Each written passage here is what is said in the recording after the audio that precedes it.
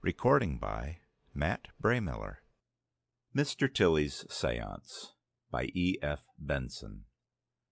Mr. Tilly had only the briefest moment for reflection when, as he slipped and fell on the greasy wood pavement at Hyde Park Corner, which he was crossing at a smart trot, he saw the huge traction engine with its grooved, ponderous wheels towering high above him.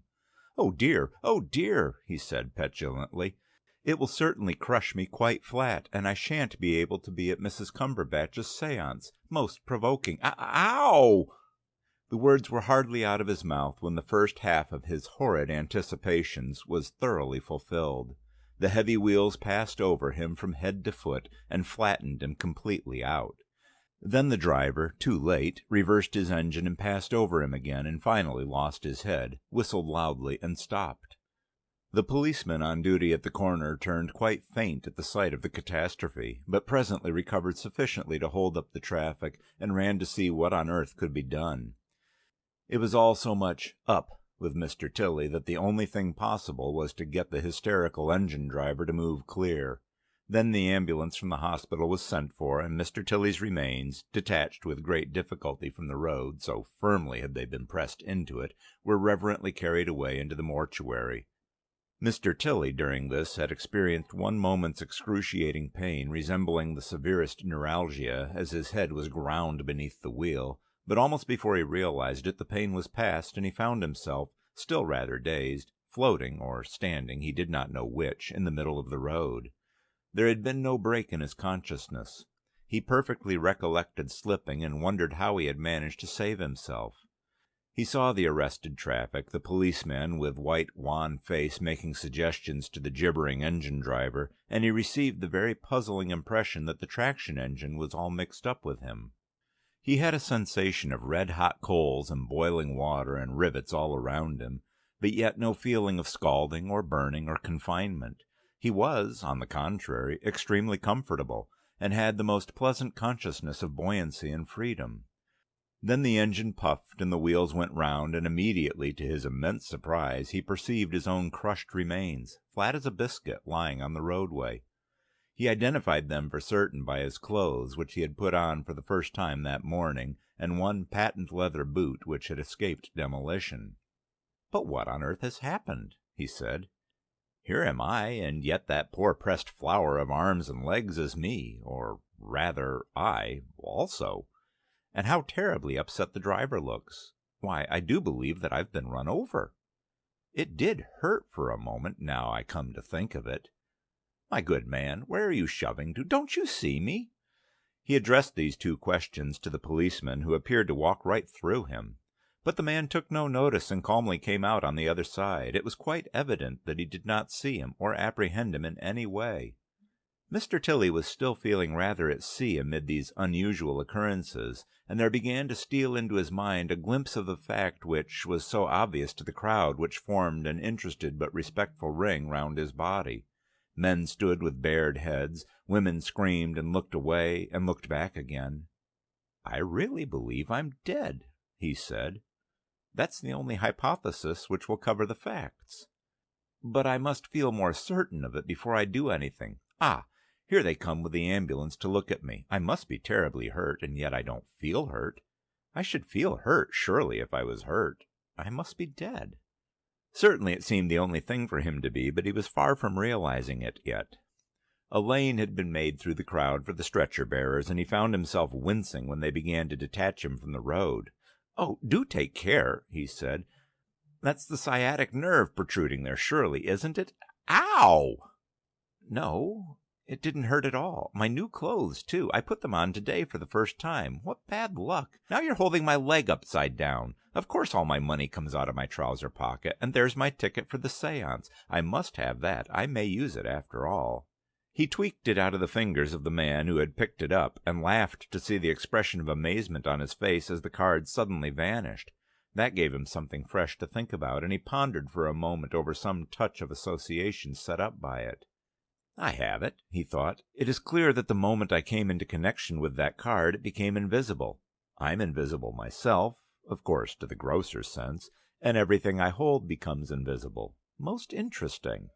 That accounts for the sudden appearances of small objects at a seance. The spirit has been holding them, and as long as he holds them they are invisible. Then he lets go, and there's the flower or the spirit photograph on the table. It accounts, too, for the sudden disappearances of such objects. The spirit has taken them, though the scoffers say that the medium has secreted them about his person.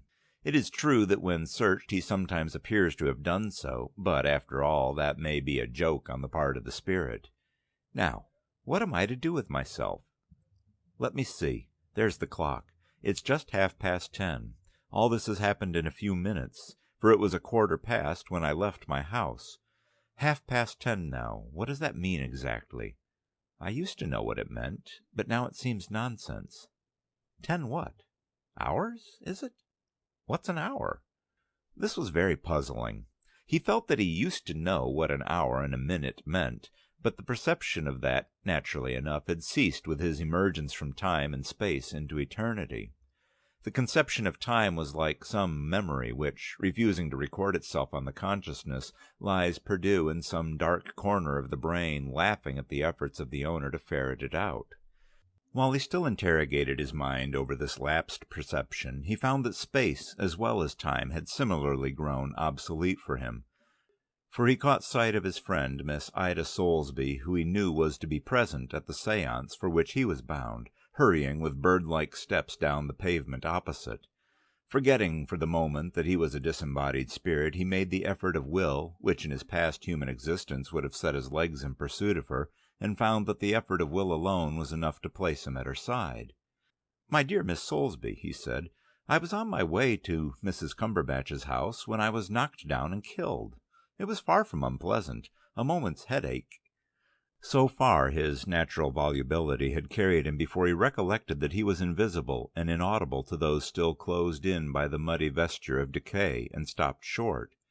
But though it was clear that what he said was inaudible to Miss Soulsby's rather large, intelligent-looking ears, it seemed that some consciousness of his presence was conveyed to her finer sense, for she looked suddenly startled.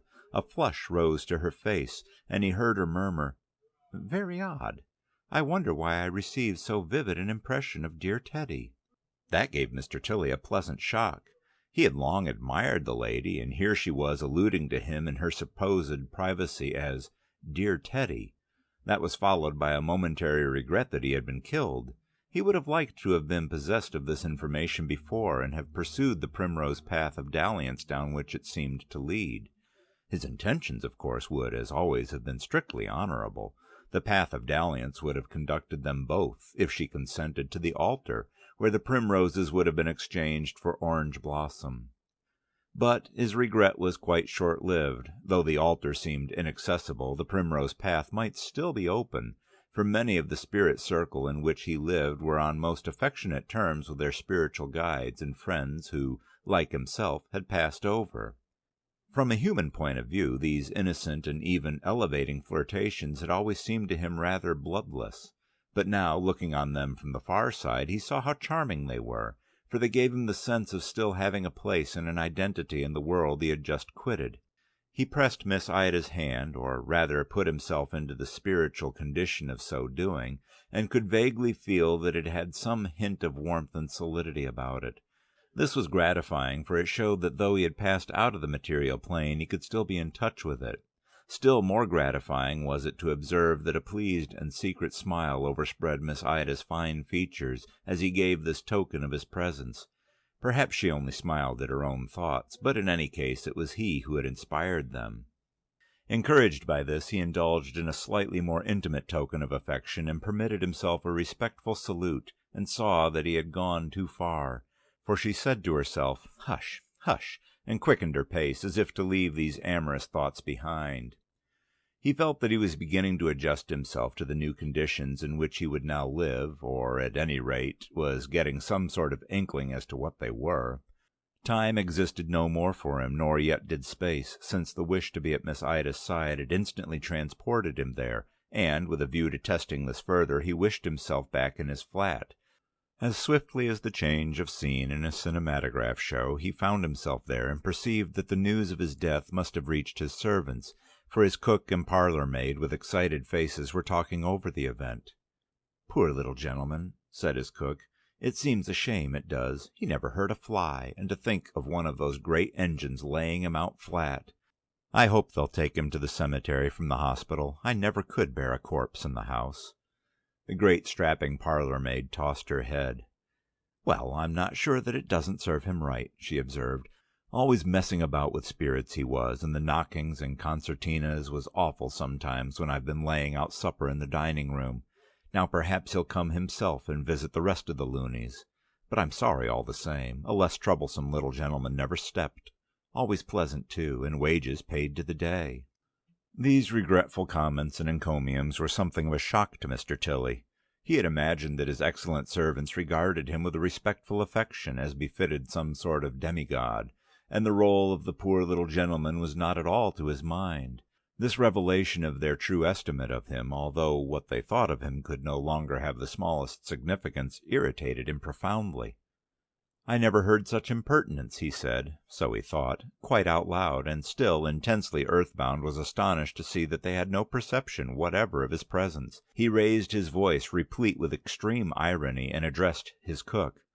"You may reserve your criticism on my character for your saucepans," he said. "They will no doubt appreciate them. As regards the arrangements for my funeral, I have already provided for them in my will, and do not propose to consult your convenience. At present—" "Lor!" said Mrs. Inglis. "I declare I can almost hear his voice. Poor little fellow! Husky it was, as if he would do better by clearing his throat. I suppose I'd best be making a black bow to my cap. His lawyers and what not will be here presently." Mr. Tilly had no sympathy with this suggestion. He was immensely conscious of being quite alive, and the idea of his servants behaving as if he were dead, especially after the way in which they had spoken about him, was very vexing. He wanted to give them some striking evidence of his presence and his activity, and he banged his hand angrily on the dining-room table, from which the breakfast equipage had not yet been cleared. 3 tremendous blows he gave it, and was rejoiced to see that his parlour-maid looked startled. Mrs. Inglis's face remained perfectly placid. "Why, if I didn't hear a sort of rapping sound," said Miss Talton. "Where did it come from?" "Nonsense, you've got the jumps, dear," said Mrs. Inglis, picking up a remaining rasher of bacon on a fork and putting it into her capacious mouth. Mr. Tilly was delighted at making any impression at all on either of these impercipient females. "Talton!" he called at the top of his voice. "Why, what's that?" said Talton. "Almost hear his voice, do you say, Mrs. Inglis? I declare I did hear his voice then." "A pack of nonsense, dear," said Mrs. Inglis placidly. "That's a prime bit of bacon, and there's a good cut of it left. Why, you're all of a tremble. It's your imagination." Suddenly it struck Mr. Tilly that he might be employing himself much better than, with such extreme exertion, managing to convey so slight a hint of his presence to his parlour-maid, and that the séance at the house of the medium, Mrs. Cumberbatch, would afford him much easier opportunities of getting through to the earth-plane again. He gave a couple more thumps to the table, and, wishing himself at Mrs. Cumberbatch's, nearly a mile away, scarcely heard the faint scream of Talton at the sound of his blows before he found himself in West Norfolk Street. He knew the house well, and went straight to the drawing-room, which was the scene of the séances he had so often and so eagerly attended. Mrs. Cumberbatch, who had a long, spoon-shaped face, had already pulled down the blinds, leaving the room in total darkness, except for the glimmer of the night-light, which, under a shade of ruby glass, stood on the chimney-piece in front of the coloured photograph of Cardinal Newman. Round the table were seated Miss Ida Soulsby, Mr. and Mrs. Marriott, who paid their guineas at least twice a week in order to consult with their spiritual guide, Abibel, and received mysterious advice about their indigestion and investments, and Sir John Place, who was much interested in learning the details of his previous incarnation as a Chaldean priest, completed the circle. His guide, who revealed to him his sacerdotal career, was playfully called Mespot. Naturally many other spirits visited them, for Miss Soulsby had no less than 3 guides in her spiritual household, Sapphire, Semiramis, and Sweet William, while Napoleon and Plato were not infrequent guests. Cardinal Newman, too, was a great favourite, and they encouraged his presence by the singing in unison of Lead, Kindly Light. He could hardly ever resist that. Mr. Tilly observed with pleasure that there was a vacant seat by the table, which no doubt had been placed there for him. As he entered, Mrs. Cumberbatch peered at her watch. 11 o'clock already," she said, "and Mr. Tilly is not here yet. I wonder what can have kept him. What shall we do, dear friends? Abibel gets very impatient sometimes if we keep him waiting." Mr. and Mrs. Marriott were getting impatient too, for he terribly wanted to ask about Mexican oils, and she had a very vexing heartburn. "And Mespot doesn't like waiting either," said Sir John, jealous for the prestige of his protector, not to mention sweet William. Miss Soulsby gave a little silvery laugh. "Oh, but my sweet William's so good and kind," she said. "Besides, I have a feeling, quite a psychic feeling, Mrs. Cumberbatch, that Mr. Tilly is very close." "So I am," said Mr. Tilly. "Indeed, as I walked here," continued Miss Soulsby, "I felt that Mr. Tilly was somewhere quite close to me. Dear me, what's that?" Mr. Tilly was so delighted at being sensed that he could not resist giving a tremendous rap on the table, in a sort of pleased applause. Mrs. Cumberbatch heard it too. "I'm sure that's Abibel come to tell us that he is ready," she said. "I know Abibel's knock. A little patience, Abibel. Let's give Mr. Tilly 3 minutes more, and then begin. Perhaps if we put up the blinds, Abibel will understand that we haven't begun." This was done, and Miss Soulsby glided to the windows in order to make known Mr. Tilly's approach, for he always came along the opposite pavement and crossed over by the little island in the river of traffic. There was evidently some lately published news, for the readers of early editions were busy, and she caught sight of one of the advertisement boards, bearing in large letters the announcement of a terrible accident at Hyde Park Corner. She drew in her breath with a hissing sound and turned away, unwilling to have her psychic tranquillity upset by the intrusion of painful incidents. But Mr. Tilly, who had followed her to the window and saw what she had seen, could hardly restrain a spiritual whoop of exultation. "Why, it's all about me," he said. "Such large letters, too. Very gratifying. Subsequent editions will no doubt contain my name." He gave another loud rap to call attention to himself, and Mrs. Cumberbatch, sitting down in her antique chair which had once belonged to Madame Blavatsky, again heard. "Well, if it isn't Abibel again," she said. "Be quiet, naughty. Perhaps we had better begin." She recited the usual invocation to guides and angels, and leaned back in her chair. Presently she began to twitch and mutter, and shortly afterwards, with several loud snorts, relapsed into cataleptic immobility. There she lay, stiff as a poker, a port of call, so to speak, for any voyaging intelligence. With pleased anticipation Mr. Tilly awaited their coming. How gratifying if Napoleon, with whom he had so often talked, recognized him and said, "Pleased to see you, Mr. Tilly. I perceive you have joined us." The room was dark, except for the ruby-shaped lamp in front of Cardinal Newman, but to Mr. Tilly's emancipated perceptions the withdrawal of mere material light made no difference, and he idly wondered why it was generally supposed that disembodied spirits like himself produced their most powerful effects in the dark. He could not imagine the reason for that, and, what puzzled him still more, there was not to his spiritual perception any sign of those colleagues of his, for so he might now call them, who usually attended Mrs. Cumberbatch's séance in such gratifying numbers.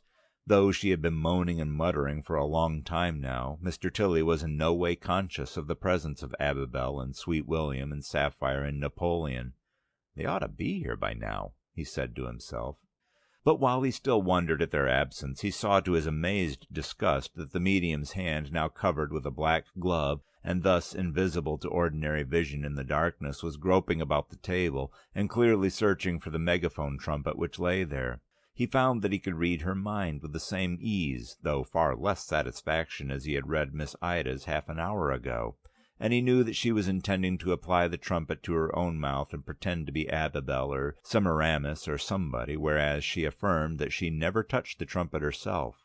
Much shocked at this, he snatched up the trumpet himself, and observed that she was not in trance at all, for she opened her sharp black eyes, which always reminded him of buttons covered with American cloth, and gave a great gasp.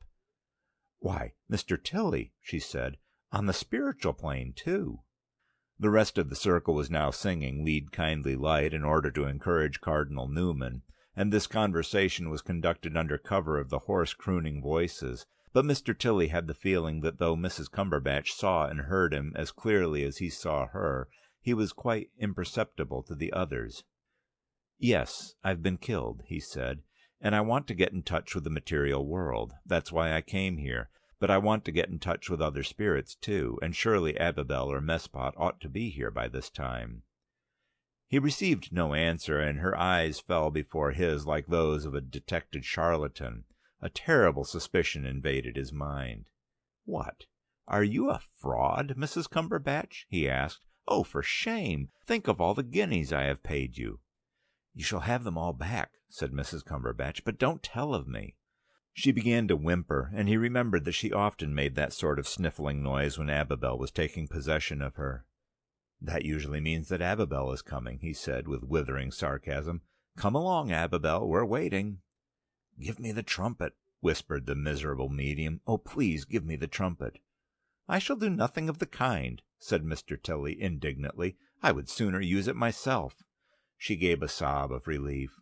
"Oh, do, Mr. Tilly," she said. "What a wonderful idea! It will be most interesting to everybody to hear you talk just after you have been killed and before they know. It would be the making of me. And I'm not a fraud, at least not altogether. I do have spiritual perceptions sometimes. Spirits do communicate through me. And when they won't come through, it's a dreadful temptation to a poor woman to supplement them by human agency. And how could I be seeing and hearing you now, and be able to talk to you, so pleasantly, I'm sure, if I hadn't supernormal powers? You've been killed, so you assure me, and yet I can see you and hear you quite plainly. Where did it happen, may I ask, if it's not a painful subject?" "Hyde Park Corner, half an hour ago," said Mr. Tilly. "No, it only hurt for a moment, thanks." "But about your other suggestion?" While the third verse of Lead Kindly Light was going on, Mr. Tilly applied his mind to this difficult situation. It was quite true that if Mrs. Cumberbatch had no power of communication with the unseen, she could not possibly have seen him, but she evidently had, and had heard him too, for their conversation had certainly been conducted on the spirit plane with perfect lucidity. Naturally, now that he was a genuine spirit, he did not want to be mixed up in fraudulent mediumship, for he felt that such a thing would seriously compromise him on the other side, where, probably, it was widely known that Mrs. Cumberbatch was a person to be avoided. But, on the other hand, having so soon found a medium through whom he could communicate with his friends, it was hard to take a high moral view and say that he would have nothing whatever to do with her. "I don't know if I trust you," he said. "I shouldn't have a moment's peace if I thought that you would be sending all sorts of bogus messages from me to the circle, which I wasn't responsible for at all. You've done it with Abibel and Messpot. How can I know that when I don't choose to communicate through you, you won't make up all sorts of piffle on your own account?" She positively squirmed in her chair. "Oh, I'll turn over a new leaf," she said. "I will leave all that sort of thing behind me. And I am a medium. Look at me. Aren't I more real to you than any of the others? Don't I belong to your plane in a way that none of the others do? I may be occasionally fraudulent, and I can no more get Napoleon here than I can fly, but I'm genuine as well. Oh, Mr. Tilly, be indulgent to us poor human creatures. It isn't so long since you were one of us yourself." The mention of Napoleon, with the information that Mrs. Cumberbatch had never been controlled by that great creature, wounded Mr. Tilly again. Often in this darkened room he had held long colloquies with him, and Napoleon had given him most interesting details of his life on St. Helena, which, so Mr. Tilly had found, were often borne out by Lord Rosebery's pleasant volume, The Last Phase. But now the whole thing wore a more sinister aspect, and suspicion as solid as certainty bumped against his mind. "Confess," he said, "where did you get all that Napoleon talk from? You told us you had never read Lord Rosebery's book, and allowed us to look through your library to see that it wasn't there. Be honest for once, Mrs. Cumberbatch." She suppressed a sob. "I will," she said.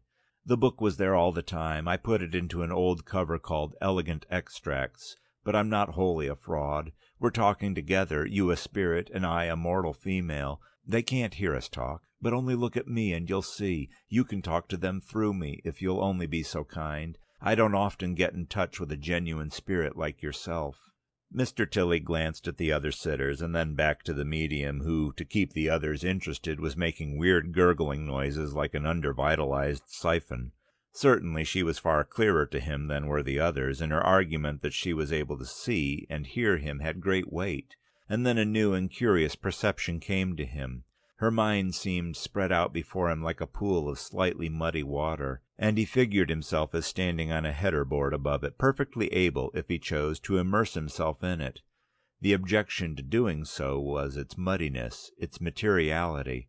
The reason for doing so was that he felt then he would be able to be heard by the others, possibly to be seen by them, certainly to come into touch with them. As it was, the loudest bangs on the table were only faintly perceptible. "I'm beginning to understand," he said. "Oh, Mr. Tilly, just jump in like a kind, good spirit," she said. "Make your own test conditions. Put your hand over my mouth to make sure that I'm not speaking, and keep hold of the trumpet." "And you'll promise not to cheat any more?" he asked. "Never."